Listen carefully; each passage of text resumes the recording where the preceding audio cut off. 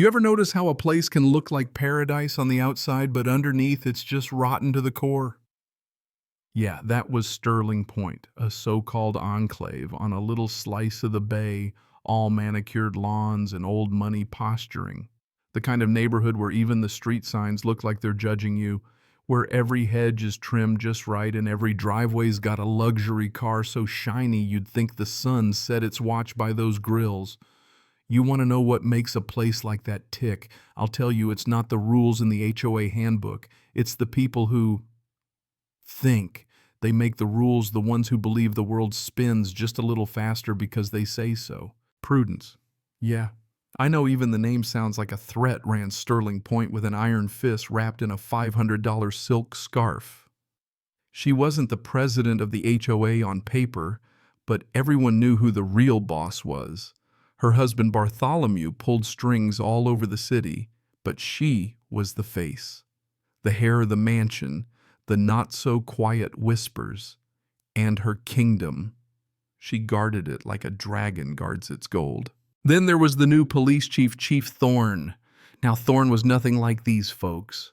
He'd spent his life grinding it out in tough cities, seen the worst of humanity, survived it, and come out harder, but somehow not broken.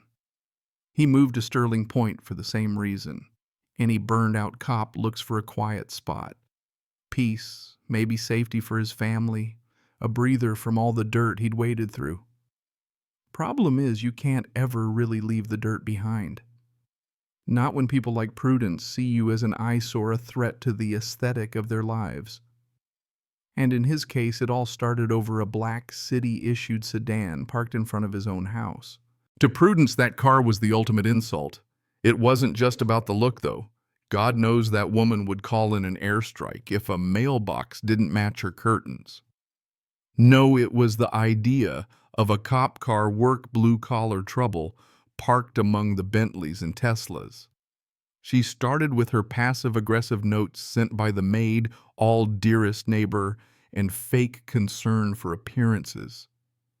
She even cornered Thorne's daughter at the mailbox with that syrupy, veiled threat voice.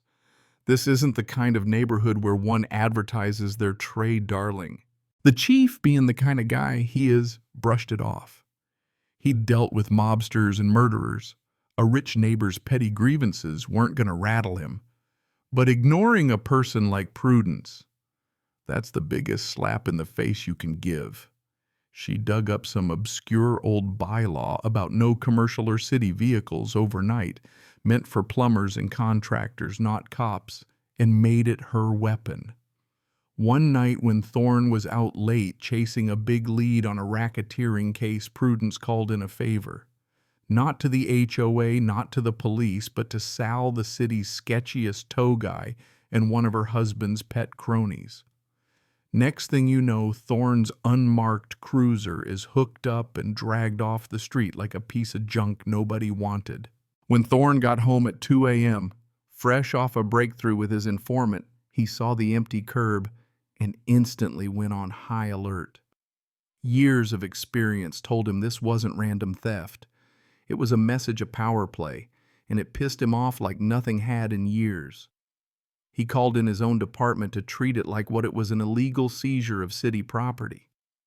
And when Prudence came sauntering out in her silk robe with her lapdog and a smug smile bragging about keeping up community standards, the chief's patience hit zero.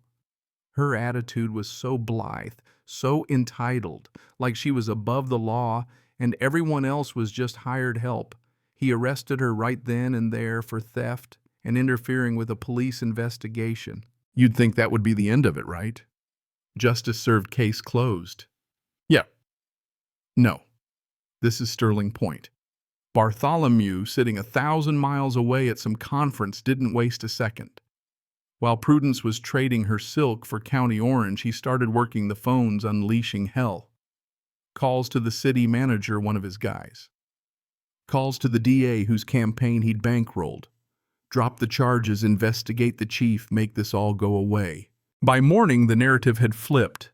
Suddenly, it was the unstable chief abusing his power over a harmless parking spat, Political pressure cranked up so high that the city manager put Thorne on leave, and the DA, trapped between doing the right thing and saving his own career, folded, dropped all charges against Prudence. She strutted back to her mansion, a social media martyr, a meme queen, and the chief was left twisting in the wind, betrayed by the system he'd sworn to protect. But here's the thing. Thorne's not a quitter.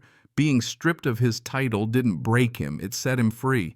He started his own off-the-books investigation, pulling in only the people he trusted, Sergeant Peters, Officer Evans, and quietly his own teenage daughter Maya, who was smarter and tougher than half the adults in that town. Maya, digital bloodhound, that she was found the link no one else could. Sal, the tow guy, wasn't just a tool, he was Bartholomew's crony. Private boat trips, fancy watches, shell companies. Everything tied together if you pulled hard enough. With the pressure-mounting health inspectors, environmental audits, endless traffic stops, Sal started to crack.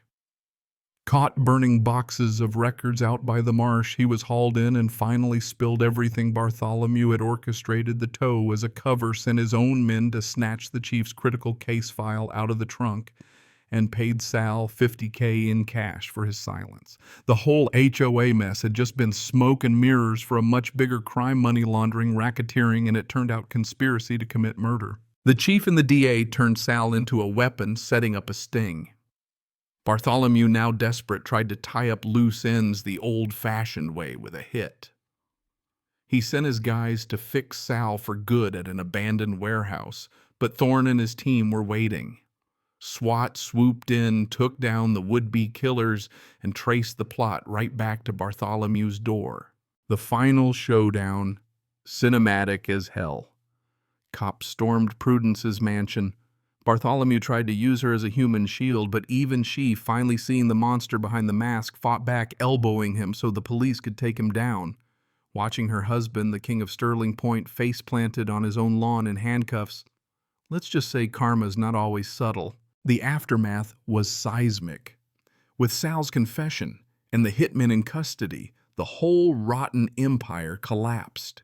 Bartholomew got life without parole. City Hall was purged. City manager gone, council members indicted, DA redeemed himself in the prosecutions. Thorne was reinstated, the informant was saved, and for the first time in years, the city breathed free. And Prudence. She lost everything, her home, her reputation, her friends. Last anyone heard, she was living quietly in another state, just another face in the crowd, a walking cautionary tale about pride and willful ignorance. Sterling Point changed too. The petty power games faded, replaced by real neighborliness.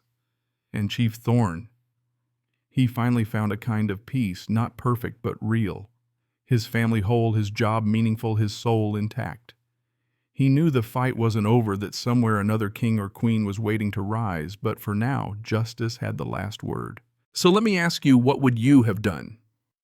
Where do you draw the line between order and corruption, between neighborly disputes and the darkness that hides behind gated walls?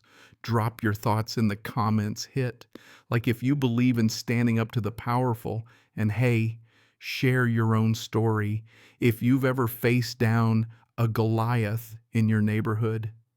You never know whose life you might change just by speaking up.